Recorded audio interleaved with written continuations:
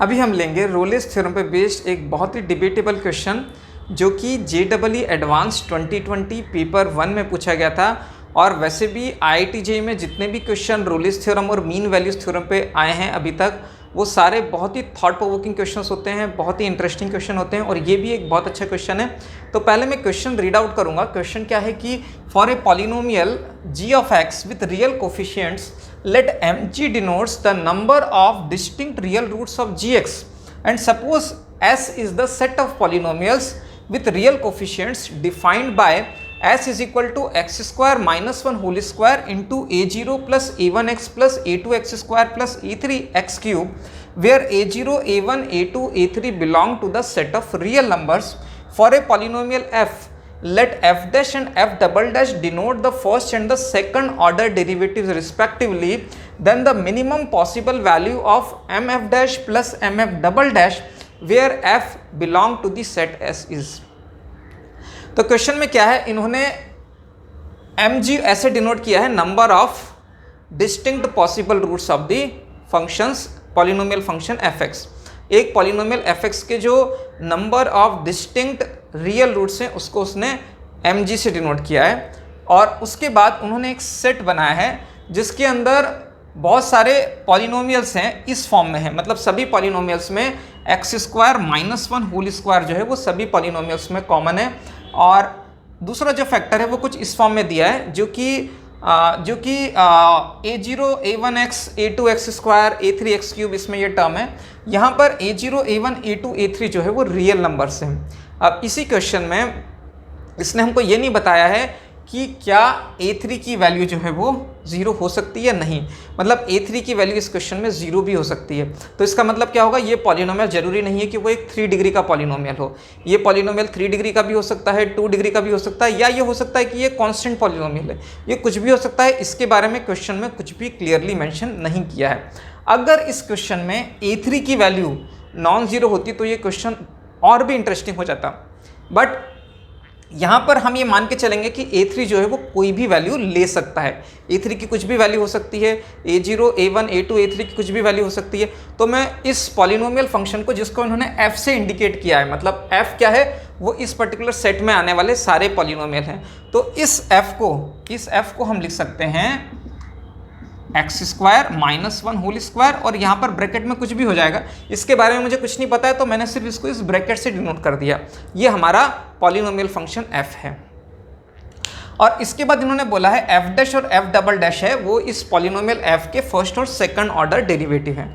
मतलब अगर मुझसे पूछा जाए mf डबल डैश, तो यहाँ पर mf डैश और mf डबल डैश ये दोनों वैल्यूज क्या इंडिकेट करती है। तो mf डैश का मतलब तो क्या हो जाएगा, mf डैश का मतलब इस डेफिनेशन के हिसाब से हो जाएगा number of distinct real roots of f dash. हमारा जो पॉलिनोमियल होगा f डैश, उसके कितने डिस्टिंक्ट रियल रूट्स हैं वो डिनोट करेगा mf डैश। और mf डैश डबल डैश क्या डिनोट करेगा, वो भी डिनोट करेगा number of distinct real roots of f double dash. वो f डबल डैश के कितने डिस्टिंक्ट रियल रूट्स होंगे वो डिनोट करेगा। और अब इस क्वेश्चन में फाइंड आउट क्या करना है, हमें फाइंड आउट करना है mf dash plus mf double dash की वैल्यू क्या होगी। mf डैश और mf डबल डैश की वैल्यू क्या होगी वो हमें निकालना है। तो सबसे पहले हम इस फंक्शन f पे आ जाते हैं। अब इस फंक्शन f में हमें तो ये तो कुछ भी नहीं पता है कि इस ब्रैकेट में क्या है, लेकिन हमें ये पता है कि जो f है उसके अंदर इस f को हम ऐसे भी लिख सकते हैं x plus 1 whole square into x minus 1 whole square into ये सेम ब्रैकेट मैंने ऐसे लगा दिया। अब यहाँ पर f में हमें क्या चीज़ श्योर है कि f का एक डबल रूट जो है वो x इक्वल टू माइनस 1 है और एक double root x equal to 1 है। तो अगर f का एक double root x equal to 1 और एक double root x equal to minus 1 है, तो x इक्वल टू माइनस 1 और x इक्वल टू 1 पे वो भी f dash x equal to 0 के पक्का रूट्स होंगे।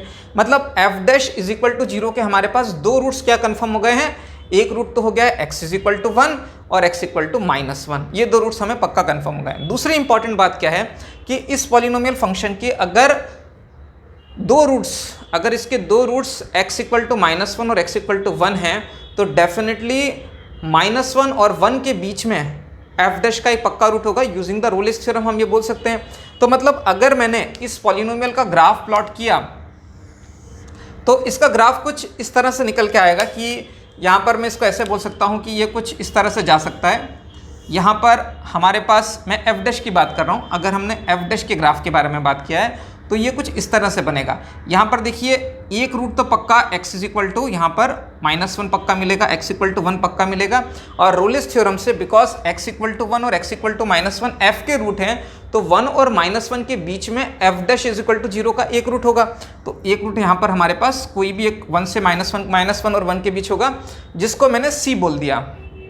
मतलब f डैश के 3 रूट पक्का होंगे, एक -1, एक 1 और -1 से 1 के बीच में कोई भी वैल्यू हो सकती है, जिसको हमने c नाम दिया है। ठीक है, मतलब ये अगर ये ब्रैकेट चाहे कुछ भी होता है, ये 3 रूट तो पक्का हमारे इस पॉलिनोमियल के होंगे ही होंगे।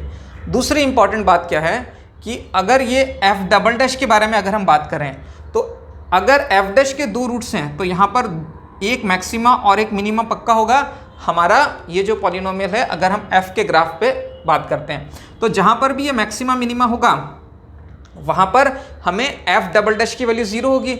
इसका मतलब हमारा एक रूट जो है वो -1 और c के बीच में होगा, और एक रूट जो है वो c और 1 का होगा। किसका? f डबल डैश का। तो f डबल डैश के मिनिमम 2 रियल रूट्स होंगे और f डैश के मिनिमम f डबल डैश के 2 मिनिमम रूट्स होंगे, और f डैश के कितने होंगे? f डैश के कितने होंगे? f डैश के मिनिमम 3 रियल रूट्स होंगे। तो f डैश के 3 रियल रूट्स और f डबल डैश के 2 रियल रूट, दोनों के मिला करके m ऑफ f डैश और m ऑफ डबल डैश की जो वैल्यू हो जाएगी वो 3 + 2 5 हो जाएगी। ठीक है, अब इस क्वेश्चन में कैच क्या था कि हमने क्या है, a3 की वैल्यू कुछ भी हो सकती थी। अब अगर क्वेश्चन में ऐसा पूछा जाता कि a3 की वैल्यू जो है वो, क्वेश्चन हमारा सॉल्व हो गया। अब मैं इसके ऊपर एक नया क्वेश्चन अगर हम फ्रेम ऐसा करते हैं कि a3 नॉट इक्वल टू 0, अगर a3 नॉट इक्वल टू 0 होता तो इस क्वेश्चन का क्या आंसर होता, ये आप मुझे कमेंट बॉक्स में बताएंगे, जिसके बारे में हम बाद में डिस्कस करेंगे। तो देखते हैं, लेट अस सी इस क्वेश्चन को आप लोग कैसे सॉल्व करते हैं। ठीक है, तो आई होप आपने इस क्वेश्चन को एंजॉय किया होगा।